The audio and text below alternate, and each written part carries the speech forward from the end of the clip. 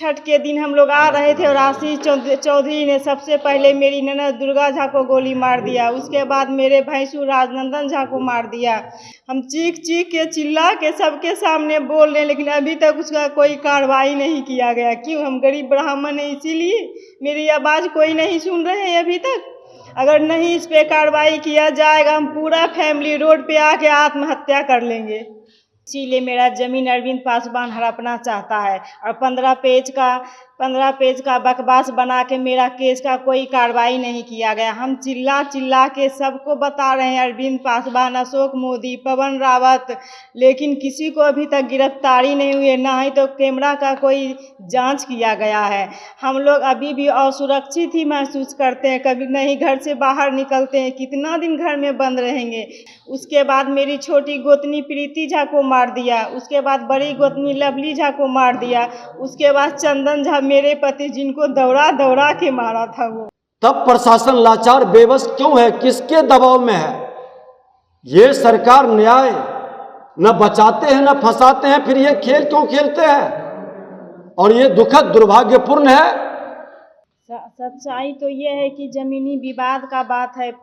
15 पन्नों की जो बात है सब बिल्कुल बकवास है। हम गरीब ब्राह्मण हैं, इसीलिए मेरा ज़मीन अरविंद पासवान हड़पना चाहता है और 15 पेज का बकवास बना के मेरा केस का कोई कार्रवाई नहीं किया गया। हम चिल्ला चिल्ला के सबको बता रहे हैं, अरविंद पासवान, अशोक मोदी, पवन रावत, लेकिन किसी को अभी तक गिरफ्तारी नहीं हुई है, ना ही तो कैमरा का कोई जांच किया गया है। हम लोग अभी भी असुरक्षित ही महसूस करते हैं, कभी नहीं घर से बाहर निकलते हैं। कितना दिन घर में बंद रहेंगे? कहाँ है मेरी सरकार? कहाँ है मोदी जी? हमको क्यों नहीं न्याय मिलता? क्या हम उनको वोट नहीं देते हैं? इसीलिए ना कि हम गरीब ब्राह्मण हैं।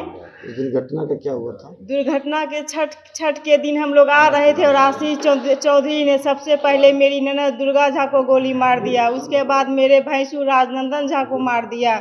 उसके बाद मेरी छोटी गोतनी प्रीति झा को मार दिया। उसके बाद बड़ी गोतनी लवली झा को मार दिया। उसके बाद चंदन झा मेरे पति, जिनको दौड़ा दौड़ा के मारा था वो। वहाँ के सब लोग देखे हैं कि मेरा बच्चा खुद प्रिंस झा देखा है और अरविंद पासवान पीठ थपथपा के बोला, जा तुम्हारा काम हो गया। हम चीख चीख के चिल्ला के सबके सामने बोल रहे हैं, लेकिन अभी तक उसका कोई कार्रवाई नहीं किया गया। क्यों? हम गरीब ब्राह्मण हैं, इसीलिए मेरी आवाज़ कोई नहीं सुन रहे हैं अभी तक। अगर नहीं इस पे कार्रवाई किया जाएगा, हम पूरा फैमिली रोड पे आके आत्महत्या कर लेंगे।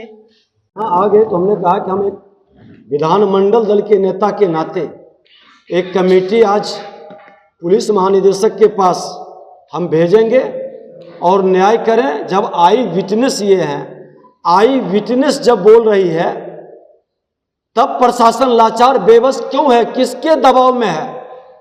ये सरकार न्याय न बचाते हैं न फंसाते हैं, फिर ये खेल क्यों खेलते हैं? और ये दुखद दुर्भाग्यपूर्ण है कि ये गरीब लोग हैं। लखीसराय के अंदर नरसंहार हुआ था, बालू नरसंहार में, तो लालू यादव की सरकार थी, उन्होंने मुआवजा ही नहीं नौकरी दिया था। अपराधियों की गोली से मरने वाले लोगों को सरकार मुआवजा दे, क्योंकि एक विपदा है, एक आपदा है।